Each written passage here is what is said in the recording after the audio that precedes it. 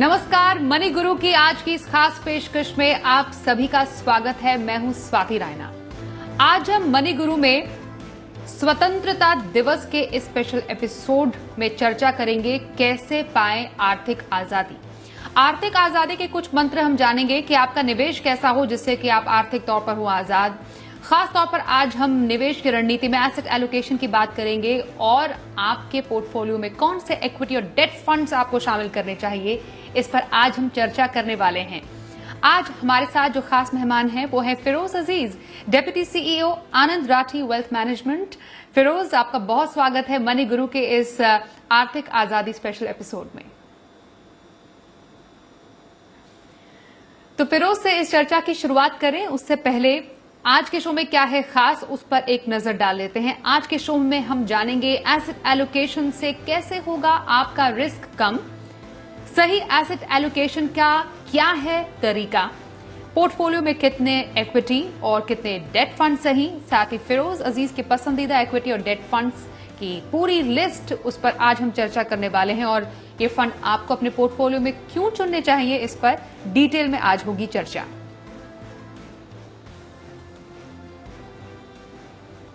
फिरोज, जब भी हम पोर्टफोलियो की बात करते हैं उसमें कहां पर कैसी रणनीति के तहत हमें करना चाहिए निवेश, इस पर हमें बहुत ज्यादा विचार और मंथन करना चाहिए। इसलिए हम आपसे आज एसेट एलोकेशन का जो महत्व है वो समझना चाहते हैं। एसेट एलोकेशन को कई लोग काफी ज्यादा मिस कर जाते हैं या उसका सही तरीका लोगों को समझ में नहीं आता है।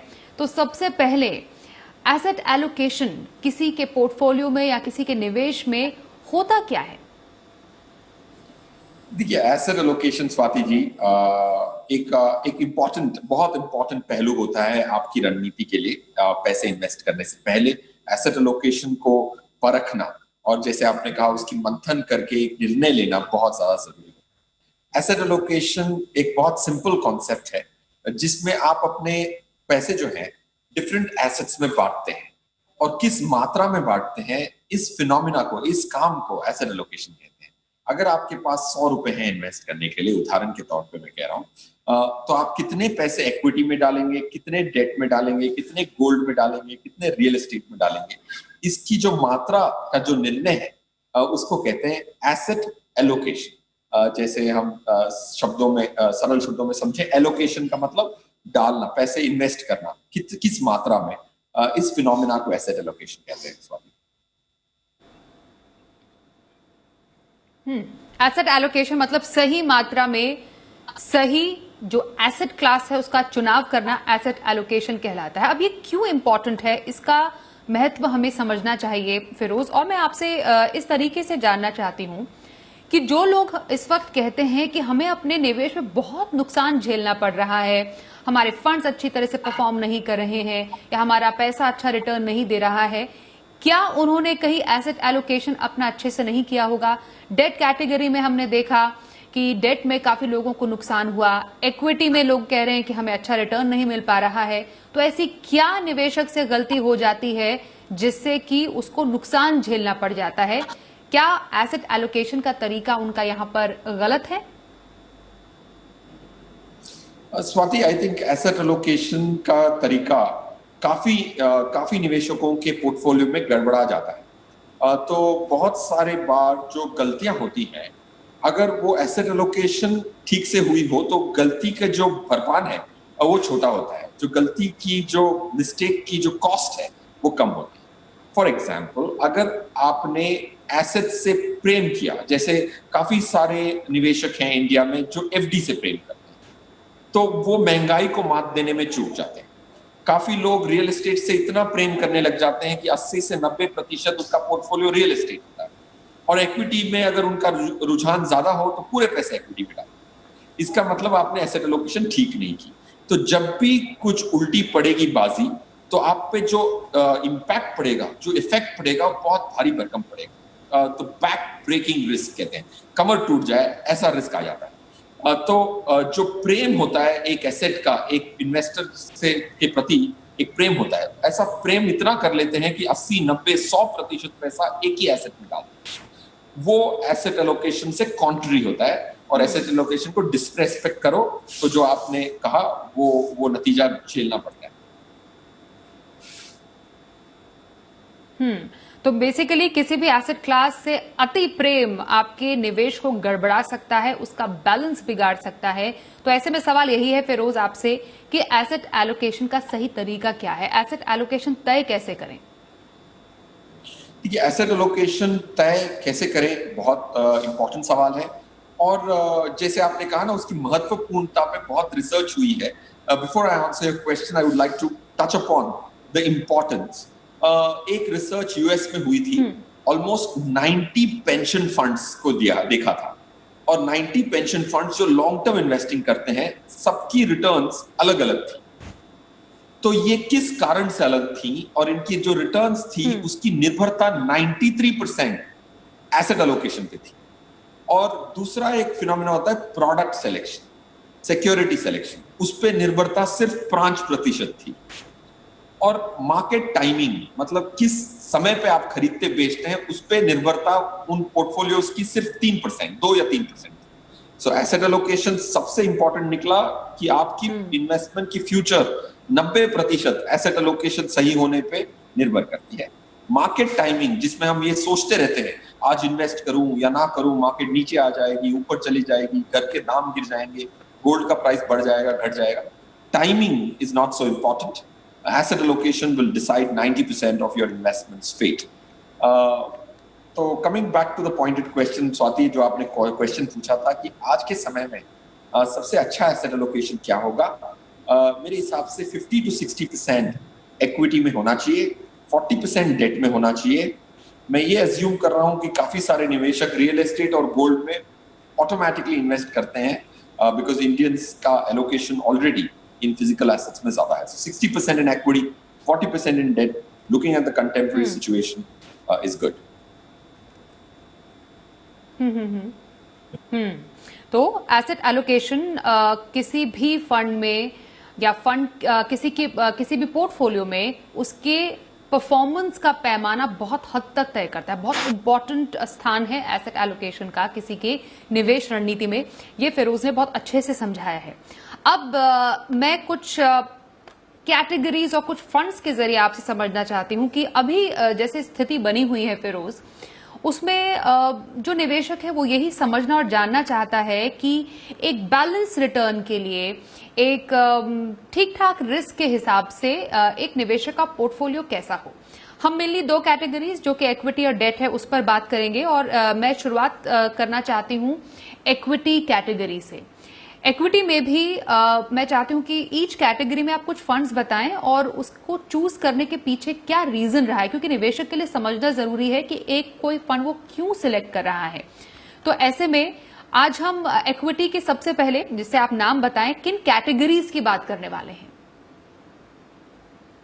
काफी सारी कैटेगरीज हैं, अनफॉर्चुनेटली और फॉर्चुनेटली।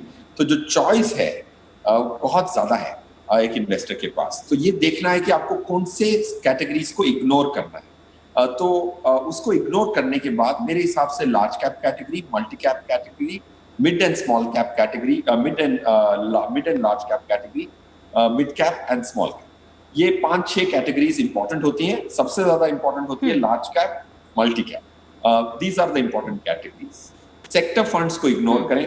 बैलेंस फंड्स को भी इग्नोर कर सकता है एक निवेशक, अगर वो दोनों डेट और इक्विटी को सेपरेट देख सकता है। So the popular categories important जो 4-5 मैंने लिस्ट की, वो सबसे महत्वपूर्ण होती है, और उससे एक इंसान का पोर्टफोलियो अच्छा खासा बिल्ड हो सकता है। तो सबसे पहले हम इक्विटी के ही लार्ज कैप कैटेगरी की बात करते हैं।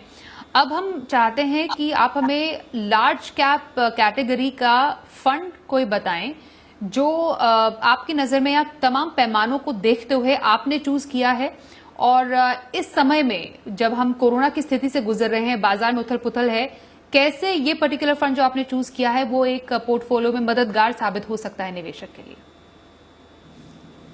तो ये आपने बहुत अच्छी पहलू कहा था कि एक इंसान को, एक निवेशक को ये पहचानना जरूरी है कि वो चुनाव क्यों कर रहे हैं।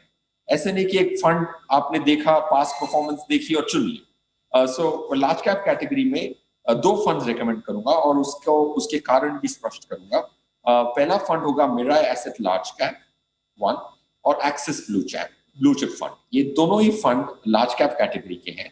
लार्ज कैप कैटेगरी का ये मायने है कि इंडिया की टॉप 100 बड़ी कंपनियों में ये निवेश करने की रणनीति अपनाते हैं। लार्ज कैप का ये मतलब है कि बड़ी कंपनियों में पैसा लगता है, टॉप 100 कंपनी। और ये दोनों ही फंड को हमें पास्ट परफॉर्मेंस और फ्यूचर परफॉर्मेंस, फ्यूचर पोटेंशियल, ये दोनों के तराजू में तोल के देखना है। पास्ट परफॉर्मेंस अगर देखी जाए तो पास्ट परफॉर्मेंस रिटर्न होता है और रिस्क होता है। तो ये दोनों पहलू में एक फंड जो मिराय एसेट है उसकी रोलिंग रिटर्न कम आई है, बट मार्केट की सिचुएशन को देखते हुए तो almost 3% is the rolling return per annum. But इन्होंने जो रिस्क लिया है वो मार्केट से और एवरेज दूसरे फंडों से कम लिया है। So that's risk adjusted return अच्छा है, पॉइंट 1। पॉइंट 2, इन दोनों फंड्स की फ्यूचर पोटेंशियल जो है, इनके जो स्टॉक्स हैं इनके पोर्टफोलियो में, उनकी फ्यूचर पोटेंशियल काफी ज्यादा है और फ्यूचर अच्छा रह सकता है इनका, और रिस्क भी इन्होंने सीमित ली है। और फंड मैनेजर्स जो दोनों फंड के हैं वो जो निर्णय लेते हैं स्टॉक्स खरीदने का, वो 60-70% टाइम सही गए हैं। So these are the few criteria on the basis of which these two schemes are very good at. तो लार्ज कैप कैटेगरी की आपने सबसे पहले बात की, उसमें दो fund, Mirae asset large cap fund और एक्सिस ब्लू चिप फंड की आपने चर्चा की और उसको क्यों चूज किया। एवरेज रोलिंग रिटर्न की आपने बात की। मैं एक नॉर्मल निवेशक के समझ के लिए आपसे समझना चाहती हूँ, जो 3 साल का एवरेज रोलिंग रिटर्न एक पैमाना आपने बताया है, वो होता क्या है? रिटर्न देखने के काफी नजरिए हैं। एक रिटर्न देखने का ये नजरिया है कि लास्ट 3 साल में क्या रिटर्न आई।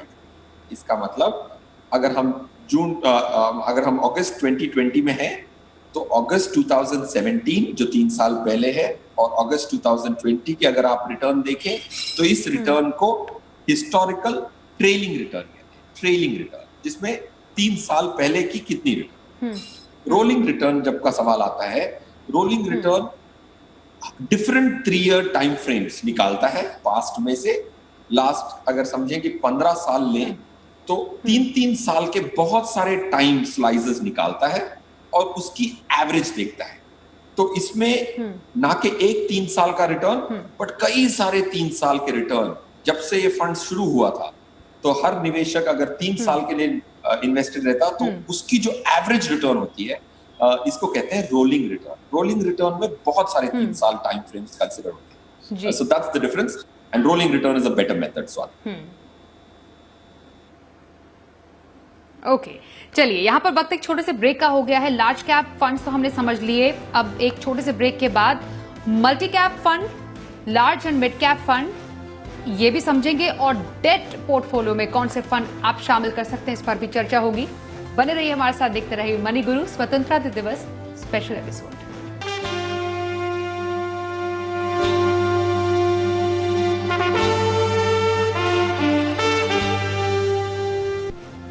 आप देख रहे हैं मनी गुरु आर्थिक आजादी स्पेशल एपिसोड। हमारे साथ हैं आज फिरोज अजीज। फिरोज से हम समझ रहे हैं कि किसी के पोर्टफोलियो में एसेट एलोकेशन की क्या इंपॉर्टेंस होती है और साथ ही इक्विटी कैटेगरी और डेट कैटेगरी में कैसे फंड्स जो हैं आप चूज कर सकते हैं अपने पोर्टफोलियो के लिए और उसको चूज करने का रीजन क्या है। हमने लार्ज कैप की बात की, आपने 2 फंड्स हमें बताए। अब मैं मल्टी कैप जो फंड है वो आपसे समझना चाहती हूँ, कौन से फंड्स आपने चूज किए हैं और कौन से पैरामीटर्स पर आपने इनको सिलेक्ट किया है। तो Swati ji, multi cap category में 2 फंड्स का चुनाव किया है। एक कैनरा रोबेको इमर्जिंग इक्विटीज और कोटक स्टैंडर्ड मल्टी कैप। ये 2 स्कीम्स जो है मल्टी कैप कैटेगरी की हैं। मल्टी कैप का ये मायने है कि ये जो फंड्स हैं बड़ी कंपनियों में और छोटी कंपनियों में भी इन्वेस्ट कर सकते हैं। तो इसीलिए मल्टी मतलब कई सारी कैपिटलाइजेशन, मतलब कई सारी साइज ऑफ कंपनीज में ये निवेश कर सकते हैं। तो ये 2 जो स्कीम्स हैं वो अच्छी स्कीम्स हैं मल्टी कैप कैटेगरी में। और इनको चूज करने का, हर स्कीम को चूज करने का 2 क्राइटेरिया तो बहुत इंपॉर्टेंट होता है। रोलिंग रिटर्न, जैसे हमने बात की ब्रेक के पहले कि डिफरेंट 3 ईयर टाइम फ्रेम्स में कैसा रिटर्न दिया है इन्होंने और रिस्क कितनी ली है। रिस्क का भी एक नंबर आंकड़ा होता है, वो आंकड़ा देख लिया है। तो रिस्क इन्होंने सीमित रखी है। और तीसरा क्राइटेरिया इनकी जो स्टॉक पिकिंग की जो क्षमता है, इन्होंने जो स्टॉक्स खरीदे थे मार्केट में दूसरे रिटेल पार्टिसिपेशन जो करते हैं, जो स्टॉक खरीदते हैं, उनसे कई सालों पहले इन्होंने अच्छे स्टॉक्स आइडेंटिफाई किए। तो बॉटम अप स्टॉक पिकिंग की जो काबिलियत फंड मैनेजर्स ने दिखाई है 2 स्कीमों में, काफी अच्छी है। So that's the third criteria. Fourth criteria बहुत इंपॉर्टेंट क्राइटेरिया है कि इनका जो पोर्टफोलियो होता है उनमें काफी सारे स्टॉक्स होते हैं। हर स्टॉक की हम एक टारगेट लेते हैं और देखते हैं कि ये टारगेट से कितनी और पोटेंशियल बाकी है इन स्कीम्स में। So potential of future return in दोनों स्कीम्स की अच्छी multi cap category. Multi cap category के फंड दो जो अभी आप देख सकते हैं, कैनरा रोबेको इक्विटी डाइवर्सिफाइड और Kotak standard multi cap fund, जो आप अपने पोर्टफोलियो में शामिल कर सकते हैं। लार्ज और मिड कैप फंड कैटेगरी में मैं आ रही हूं। एक तो ये कैटेगरी क्या है, ये थोड़ा सा हमें समझाएं, और कौन सा फंड आपने सिलेक्ट किया है? स्वाति जी, जैसे ये नाम दर्शाता है, large and mid cap category. Multi cap में स्मॉल कैप्स का भी थोड़ा कंट्रीब्यूशन हो सकता है, थोड़ा इन्वेस्टमेंट हो सकता है, but large and mid cap में ज्यादातर पैसे लार्ज में लगते हैं और मिड कैप में भी 30-40% पैसा लगता है। So large mid cap category में 2 कंपोनेंट्स होते हैं। टॉप 100 कंपनीज जिसको लार्ज कैप कहते हैं, वो कंपनियां भी शामिल होती हैं। उसके बाद 101 से 250 तक जो कंपनीज होती हैं, जो रिलेटिवली छोटी होती है, वो भी शामिल होती है। तो टॉप 250 कंपनियों में ही आपके पैसे लगते हैं लार्ज और मिड कैप कैटेगरी। ये इंपॉर्टेंट डिफरेंशिएशन है मल्टी कैप कैटेगरी और लार्ज मिड कैप। और इसमें अगर मैं एक चुनाव करूं तो Invesco India growth opportunities fund एक अच्छा स्कीम रहेगा इस कैटेगरी में। इस फंड मैनेजर की जो रोलिंग रिटर्न्स, रिस्क, ये सब के अलावा एक बहुत अच्छी क्षमता ये है कि इन्होंने बहुत सारे स्टॉक्स में प्रॉफिट बुक करके नई आइडियाज को चर्न किया है। अगर इनके पास 50 स्टॉक होते हैं तो ये 15-20 स्टॉक में प्रॉफिट कमा के फिर वापस नई आइडियाज, नए 15-20 स्टॉक में और प्रॉफिट कमाने के लिए फंड मैनेजर काफी एक्टिव है। सो द एजिलिटी, जो बहुत सारा बदलाव करते हैं पोर्टफोलियो में और प्रॉफिट बुक करके, वो इनकी रणनीति है जो मुझे बहुत पसंद आई। Okay, large and mid cap segment का जो फंड है वो बताया फिरोज ने, इन्वेस्को इंडिया ग्रोथ फंड जो है, और उसको चूज करने के पीछे रीजन। एक और कैटेगरी फोकस्ड फंड आपने रेकमेंड किया है। मैं जानना चाहती हूँ कि फोकस्ड कैटेगरी का फंड आपने क्यों चूज किया ऐसे टाइम पर, और आपके फंड रिकमेंडेशन कौन सी है? फोकस्ड कैटेगरी फंड एक अच्छी कैटेगरी है क्योंकि उसमें जो नॉर्मल फंड्स होते हैं उसके मुकाबले आधे नंबर होते हैं। For example SBI focused equity fund जो मेरा चुनाव होगा, आर श्रीनिवासन जो फंड मैनेजर हैं, वो अपने लिए सिर्फ 22 से 25 स्टॉकों के बीच में ही इन्वेस्ट करते हैं। माना कि ऑप्टिकली देखने जाओ तो रिस्क थोड़ा ज्यादा लगता है क्योंकि दूसरे स्कीमों में 50-60 शेयर्स होते हैं, इसमें सिर्फ 20 से 25 शेयर होते हैं। बट इसमें जो फंड मैनेजर अगर अच्छा हो तो अच्छी कंपनियां जिनकी अच्छी ग्रोथ पोटेंशियल हो वो चुनाव करते हैं। तो हमारे हिसाब से SBI फोकस्ड इक्विटी में आर श्रीनिवासन जो फंड मैनेजर हैं, कई साल से इस फंड को मैनेज कर रहे हैं और ये रणनीति ये है इनकी कि इनको मार्केट से बेंचमार्किंग ना करके एब्सोल्यूट रिटर्न कि हर 4 साल में अगर पैसा दुगना कर पाए, ये इनकी एस्पिरेशन रहती है, ये इनकी चाह रहती है। तो इन्होंने बहुत नॉन रिलेटिव एब्सोल्यूट रिटर्न, कैसे मैं अपने निवेशों का पैसा दोगुना कर सकूं 4-5 सालों में, ये टारगेट लेके चला है और काफी अच्छे साबित हुए हैं। That's why in focus category SBI focus Swati. Okay, focus category का फंड आपने सजेस्ट किया। जिससे पहले मैं डेट कैटेगरी की तरफ जाऊं, फिरोज, मैं आपसे ये जानना चाहती हूँ, focused fund bye its own nature, मैं चाहूंगी कि आप बताएं, क्या आप एक नए निवेशक को रेकमेंड करेंगे बाजार की स्थिति में? अब मेरे हिसाब से स्वाति, आई थिंक हर निवेशक को एक एक फंड नहीं चुनना चाहिए। जैसे हमने 5-6 फंड्स की बात की, अगर कोई नया निवेशक हो जिसके पास 5,000 रुपए मंथली डालने के लिए भी हो तो पूरी चीज स्कीमें चूज करें। बिकॉज अगर एक रिकमेंडेशन है कि ये 5 या 6 स्कीमें रेकमेंड हो रही है, 6 स्कीमें रेकमेंड हो रही है, उसमें से अगर आपने 1 या 2 का चुनाव किया शायद वो गड़बड़ा जाए, बट पोर्टफोलियो अप्रोच रखें, पूरी 6 स्कीमें चुनें। So to answer your question Swati, अगर आप सिर्फ एक स्कीम चुन रहे हैं तो एसबीआई फोकस्ड इक्विटी नहीं हो सकता। अगर आपके पास 4-5 हजार पर मंथ डालने के लिए हो तो आप पूरी 6 स्कीमें जिसकी हमने बात की थी उन सबको खरीदेंगे तो एक फुल ओवरऑल 200 कंपनी का पोर्टफोलियो बनेगा। तब आपको एसबीआई फोकस्ड इक्विटी कॉम्प्लीमेंट करेगा दूसरे पोर्टफोलियो। सो स्टैंड अलोन नहीं खरीद सकते, पूरे पोर्टफोलियो के साथ अगर वो बाकी 5 स्कीम जिसकी चर्चा हुई उसको भी खरीदें तो एसबीआई फोकस्ड इक्विटी जरूर खरीद सकता है नए निवेश। जी चलिए, अब अपना फोकस शिफ्ट करते हैं डेट फंड की तरफ। डेट कैटेगरी में मैं आपसे जानना चाहती हूँ कौन से फंड्स आपने चूज किए हैं और यहाँ पर इनको चूज करने का पैमाना है क्या? Debt category I think debt में काफी सीख मिली है इन्वेस्टर्स को लास्ट 2 साल में। काफी सारी AAA कंपनियों ने डिफॉल्ट किया है। अगर हम देखें सितंबर 2018 से IL&FS का डिफॉल्ट हुआ, फिर DHFL and so on and so fourth, 6 top AAA companies default कर गई। तो जो उम्मीद की थी इन्वेस्टर्स ने डेट फंड से 8-9% की, वो घट के 4%, 5% ही रिटर्न आ पाई काफी सारी कैटेगरीज। सो ये एक इम्पॉर्टेंट कैटेगरी है जिसमें और थोड़ा माइक्रोस्कोपिकली देखना पड़ेगा। तो वो देखने के बाद हमने ये निर्णय लिया कि ये 5 स्कीम्स जो मैं कहने वाला हूँ वो ज्यादातर पैसे गवर्नमेंट ऑफ इंडिया के पेपर में लगाते हैं। PSUs जो पब्लिक सेक्टर एंटरप्राइज होते हैं, जो गवर्नमेंट बैक्ड होते हैं, गवर्नमेंट की ओनरशिप होती है, वो एक कैटेगरी है।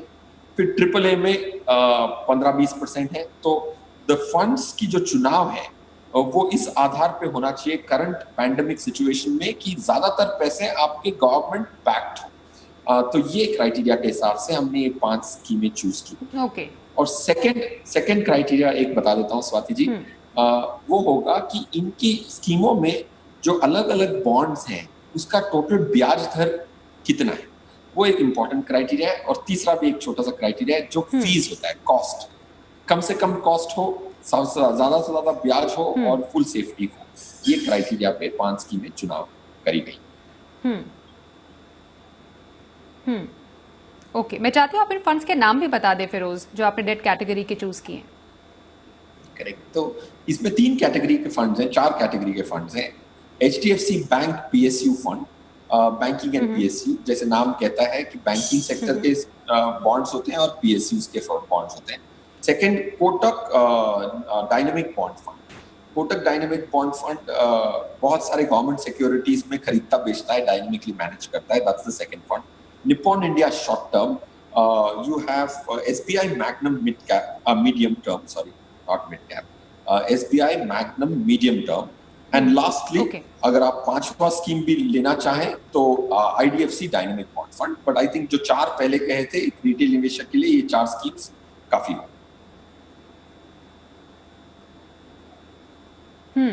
तो डेट कैटेगरी के फंड्स जो अभी आप देख पा रहे हैं वो चूज किए हैं फिरोज ने निवेशकों के लिए, और उसको चूज करने के पीछे क्या रीजन रहा है वो भी उन्होंने बहुत अच्छे से समझाया। तो कुल मिलाकर कहने का मतलब यही है कि अगर आपको अपने निवेश में चाहिए विविधता और एसेट एलोकेशन का आपको सहारा लेना चाहिए, और यही कुछ रीजन है। आज हमने बहुत डिटेल में इक्विटी और डेट फंड्स पर चर्चा की और उनको सिलेक्ट करने का अलग अलग पैमाना क्या हो सकता है। बहुत शुक्रिया फिरोज हमारे साथ आज के इस आर्थिक आजादी स्पेशल एपिसोड में शामिल होने के लिए। Thank you so much. तो आज के इस शो में बस इतना ही। फिलहाल हमें दीजिए इजाजत, लेकिन खबरों का सिलसिला आगे भी जारी रहेगा। बने रहिए हमारे साथ और देखते रहिए सी बिजनेस।